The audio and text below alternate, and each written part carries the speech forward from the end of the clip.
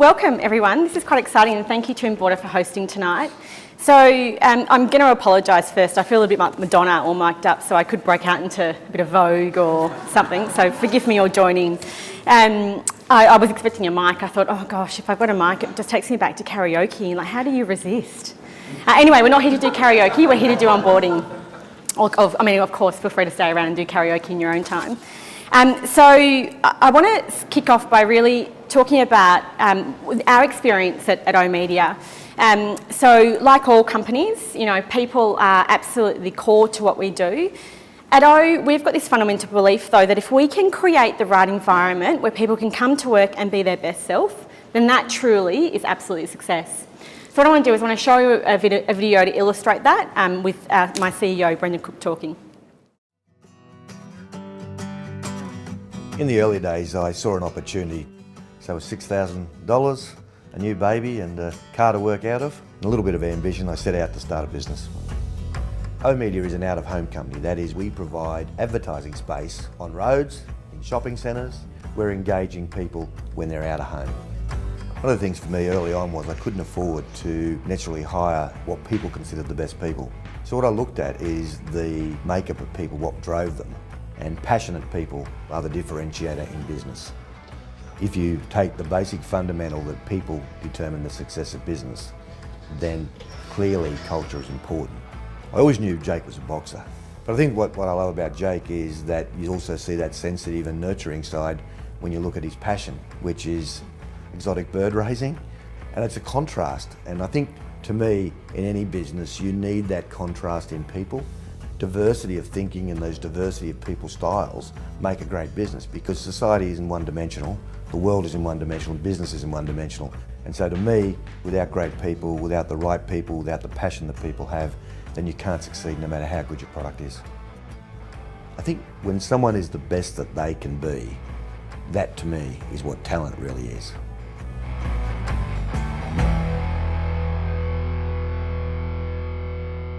So who are oOh? A lot of you may not know who we are, but trust me, once I tell you tonight, you will not stop seeing us.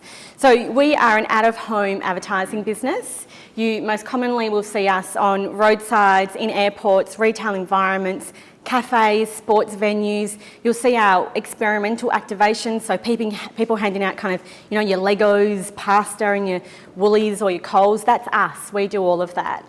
So we have quite a diverse business, and people quite commonly, you know, just think of us as the little orange logo that you'll see at the bottom of every billboard. But there is a whole lot more to who we are and how we got to where we got to today.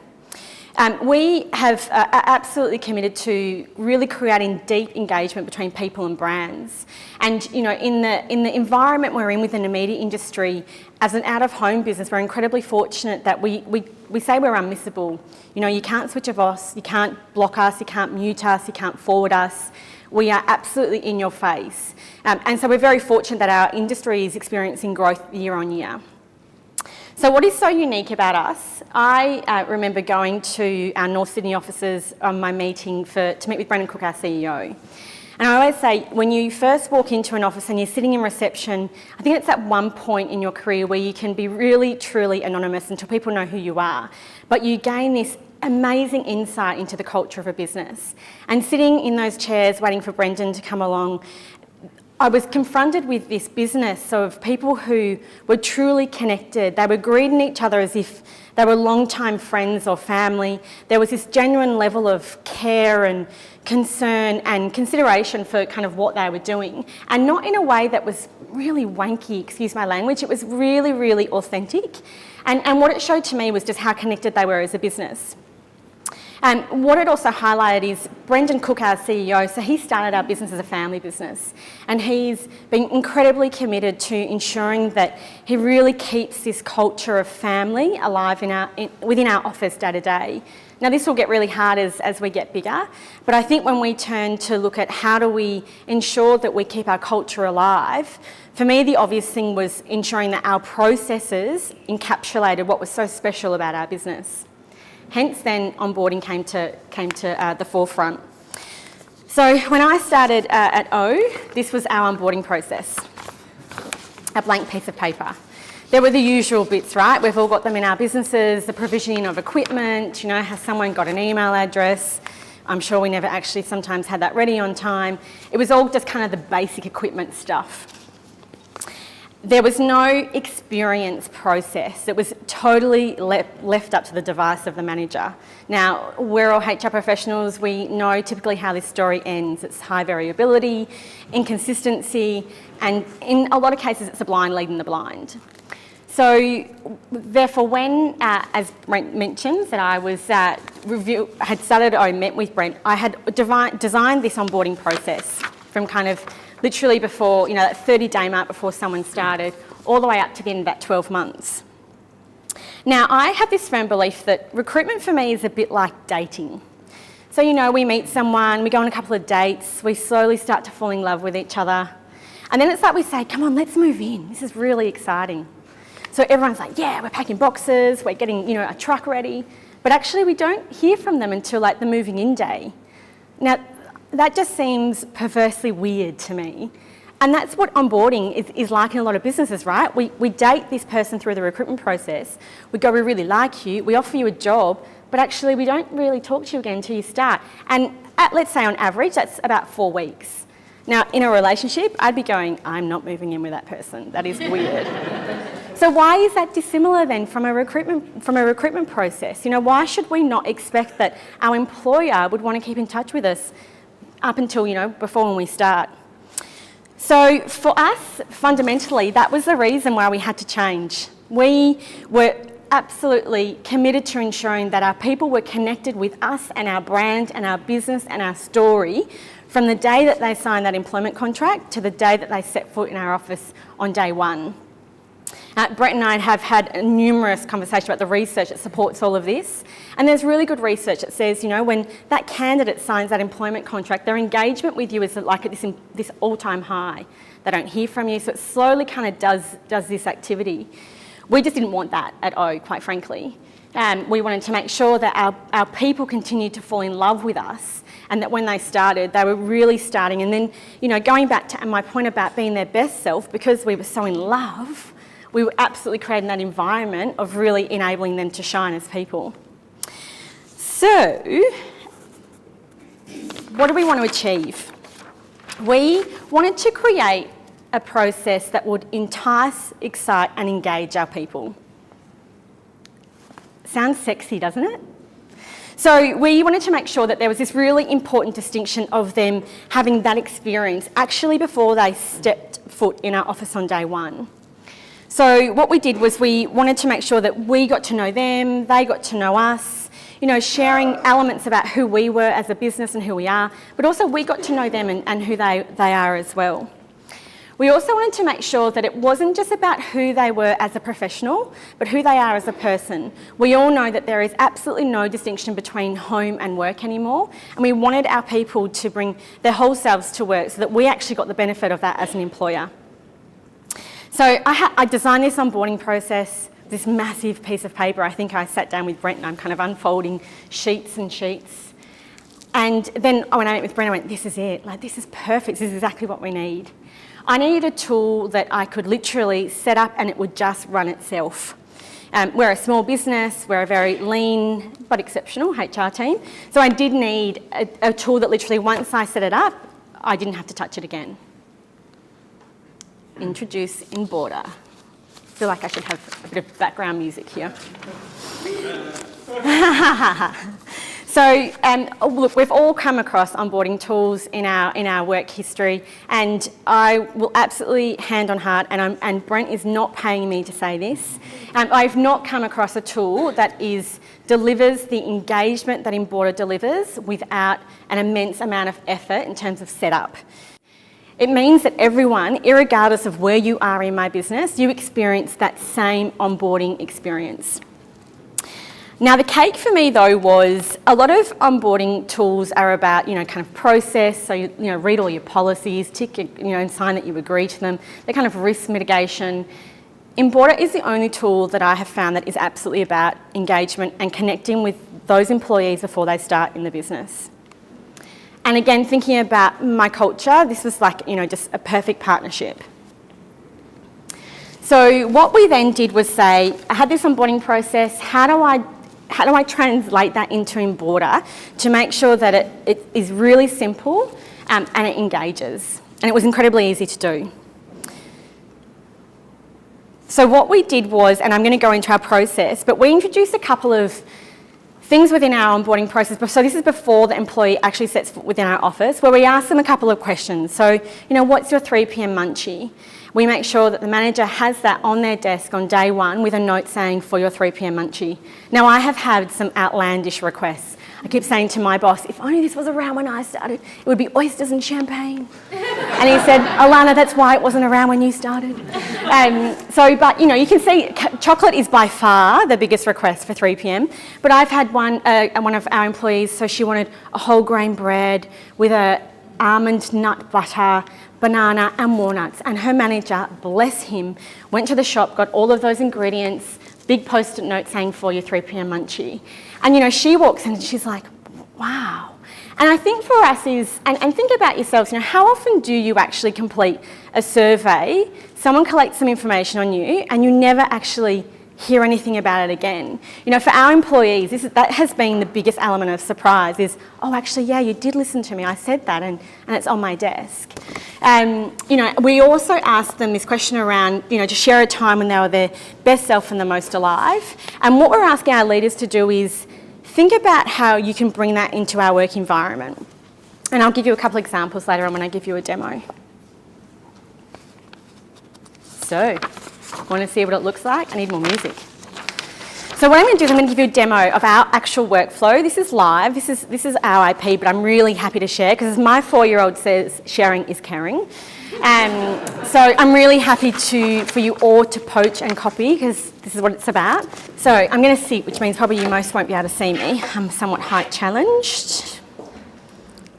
Oh, I'm not good on Mac. Maybe you should do this. Here we go. It's all right. So what we have done, we've designed a process where ours kicks off 29 days before the person starts. Our first notification is this notification to the manager. It's welcoming them to the tool. Now, a lot of people have asked me, did you do a massive comm plan and launch this? No, because it's not relevant unless you're hiring. And the way that we've structured the tool and the welcome into the tool, it actually does it itself. So it's kind of one of those things that we've just made a decision of there's no need to bombard the business with unnecessary information, but actually let's use the tool to do the hard work. So you can see there is a picture of my lovely HR team and just really explaining how the tool works. So that happens 29 days pre someone starting. The next step is, the manager notification. The next step is the employee notification, which is 28 days. So this kicks off once they have signed their contract. They get this message and they get this welcome video from my CEO. And imagine this on their mobile device.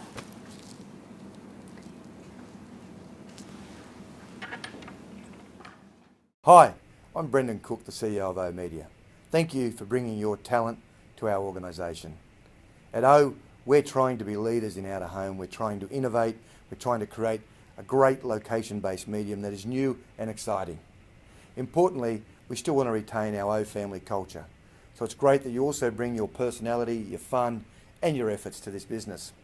What is critical to us, and we believe to you, is that you bring your best self to work.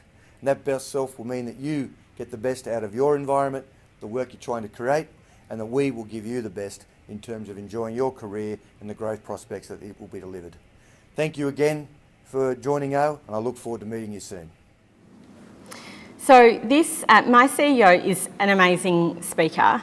I think I gave him 3 lines. He's very much, please don't overscript me, because I actually will purposely not talk to those points if you do that.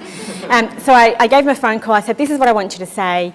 He did 2 takes and he did it. So now the reason I share that is that this isn't hard work to set up. Yes, okay, maybe getting time with the CEO is probably the hardest part of it.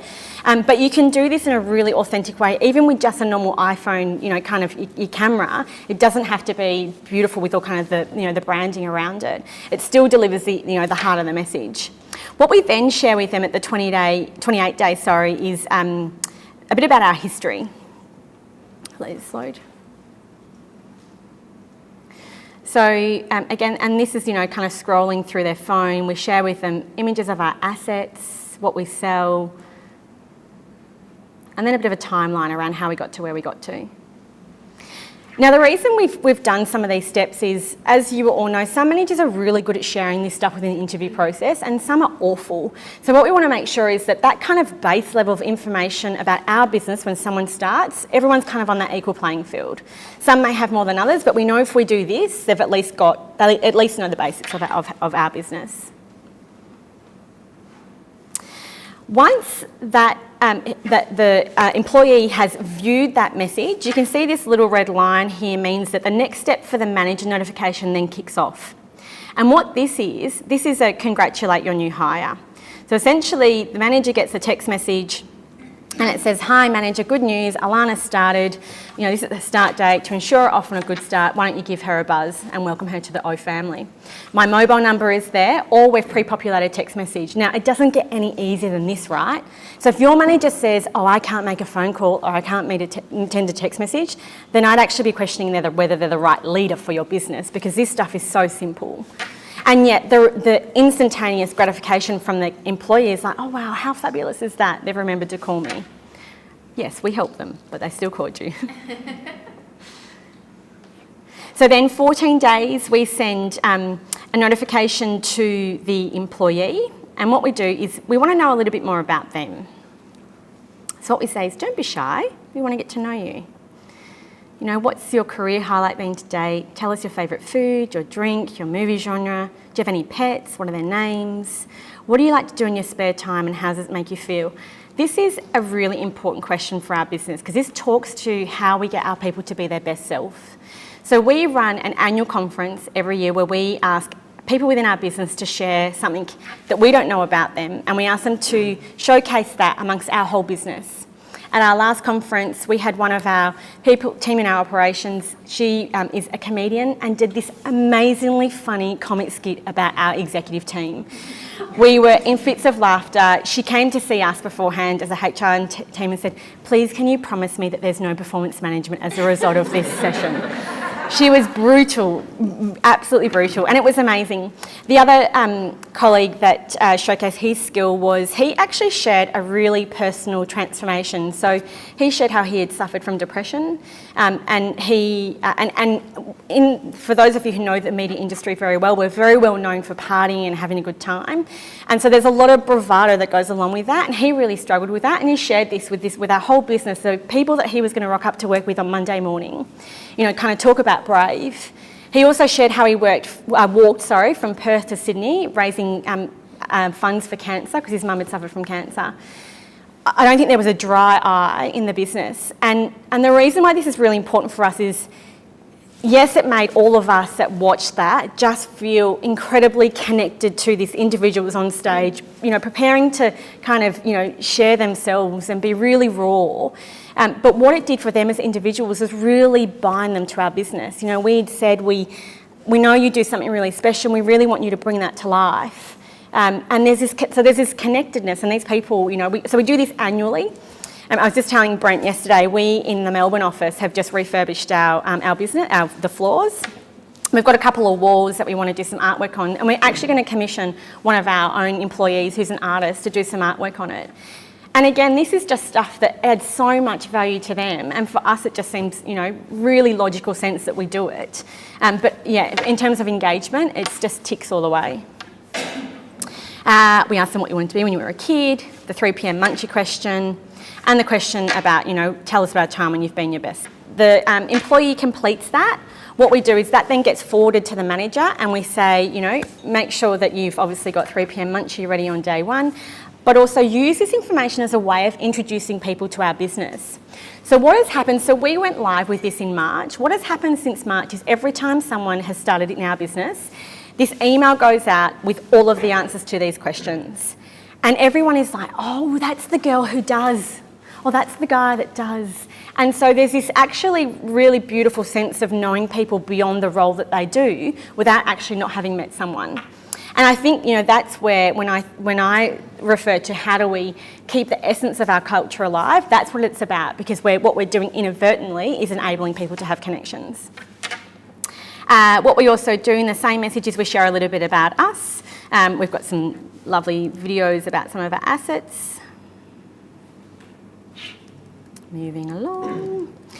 Then what we do at the 12-day mark, and I should say, I work really closely with Brent and the team on getting the rhythm right of the communication here, because the last thing you want is to bombard your new employees as well. They don't want a message from you every day. So really was to get that rhythm right, so we got good levels of engagement and actually viewing the information. So that's the good thing with Enboarder, is that you can actually see whether they've opened the message and they're reading the content. And I think that's really important when you are designing your workflows. Think about what is the right time that you want to engage with them and what do you want to tell them. For us, it was about how do we make sure we give them the right information at the right time, so when they rock up on day one, guns are a-blazing and there's no nerves, no unnecessary nerves. We give them a notification to the manager about make sure you're organised. At 1 week to go, we send the same thing to both of them. You've got 1 week to go, we're really excited, can't wait for you to join us. Another reminder to the manager, you've got 1 week to go, have you done all your provisioning?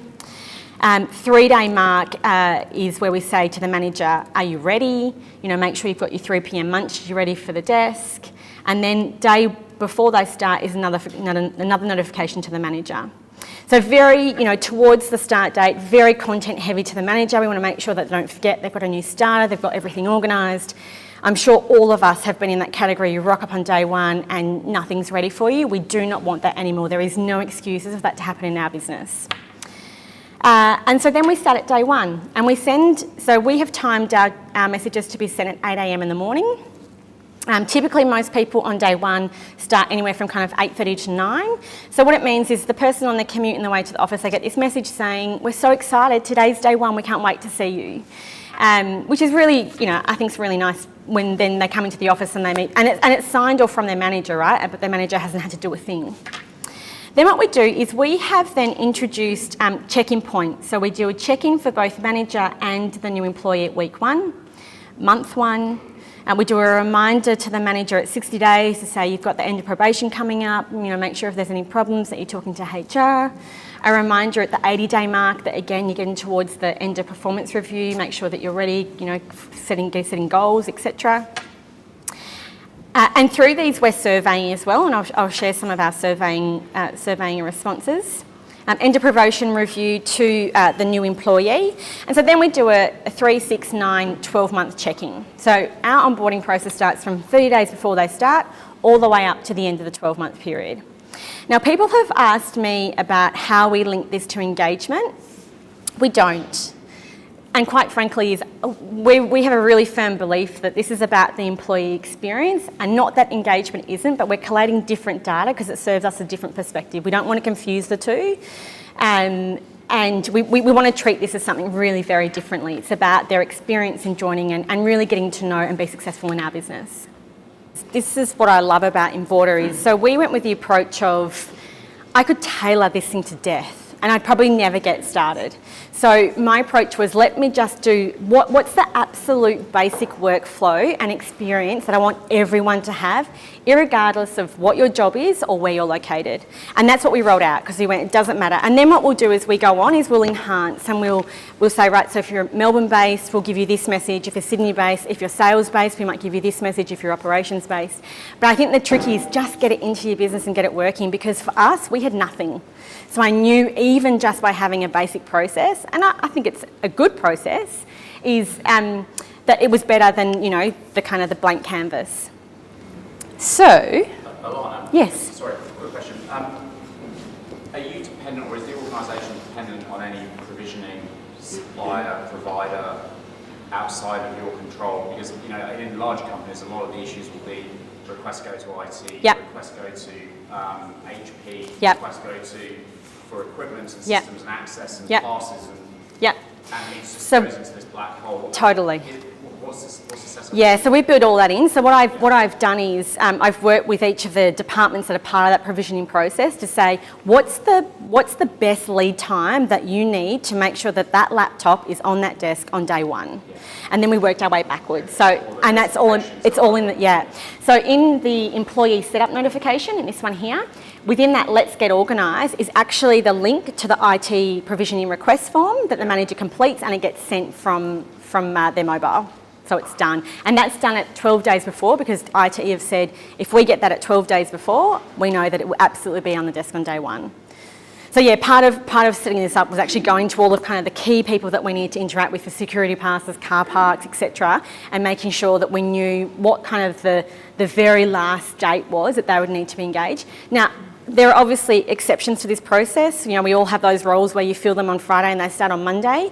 I still send this, and I send the employee a message, a phone call. I'm going, you're going to get all these messages all at once, but it's really cool and you'll really enjoy getting to know our business, because the benefit for us is then we get the check-in messages with them once they've started with us, and we get the data to report on. And if somebody doesn't actually action that let's get organised, Yep. is there a notification? So Absolutely. you'll see in the background that hasn't. Correct. So through the dashboard in Enboarder, you can see who has completed what, and then each day you'll get an email to say, uh-oh, someone hasn't done this, and so then it says what the workflow is, who the manager is, who the employee is, and then I can do some chasing. Yeah. But my managers have been exceptionally good with this, because I think it's just so easy to use. I think I've chased one person, and to their defence, they were actually travelling, so it was kind of, you know, lost in amongst 1,000 emails that had all come in at once. So I really haven't had any issues in any managers executing any of the steps required. The grand finale. So anecdotally, we have had amazing feedback, but I know you all want data, so I'll show you some data. So through our checking processes, so week 1, we are asking them a number of questions, but I'm pulling out the highlights. I think the key to this as well is we don't generally ask more than 5 questions, 5 or 6 questions. Again, think about mobile device, quick, snappy, and moving on. So, you know, how would you rate your first week? Our average is 4.8 out of 5. It's pretty cool. How ready are you for week 2? 5 out of 5. This was a really important question for us, because I think, you know, week 1, people start, you've got like just information overload, and some people can have this sense of, this job isn't what I thought it was going to be, and I'm really concerned about week 2, or it's amazing, and, you know, let me quickly run into kind of next week. So we wanted to make sure that all of our people really feel like they've had the support from their leader in week 1 and they're feeling amped for week 2. How likely is it that you would recommend oOh as a place to work? 9.6 out of 5. So is everyone familiar with NPS? Cool, so we're using this for ENPS, so our Employee Net Promoter Score. Any 9s or 10s equate to 100%. We are there. So that's week 1. Month 1, how would you rate your first month? 4.6 out of 5. Do you believe you're building a good relationship with your manager? 5 out of 5. Again, this is a really important question for us to make sure that they're having the right conversations, we're setting goals and KPIs, people feel like they're getting the right development and coaching. And again, asking that same question, 9.6 out of 10. So again, an ENPS of 100. Month 3, check-in. How would you rate your first 3 months? 4.5 out of 5. Do you feel you're getting the opportunity to be your best self and do your best work? We have had 100% yes response to that. So it's a yes or no answer. You either do or you don't. I have got a question off the back. If they say a no, asking a why, we haven't had any no's. So, I mean, this is what our culture is all about. We want to make sure that people can come to work and do really great things and be really good people, and the results are suggesting that this is happening. And again, our ENPS is 9.5 out of 10, so again, 100. I mean, it doesn't get better than this. So people have asked me, have I got some past data to share with you? I don't, because again, we had no process. So this is since March, so I don't have any 6-month check-ins, obviously, at this point in time. But we have had about 35 people go through this process now. I'm a business of 350 people, so that's, you know, about 10% of my business. And really, really incredibly happy with the results.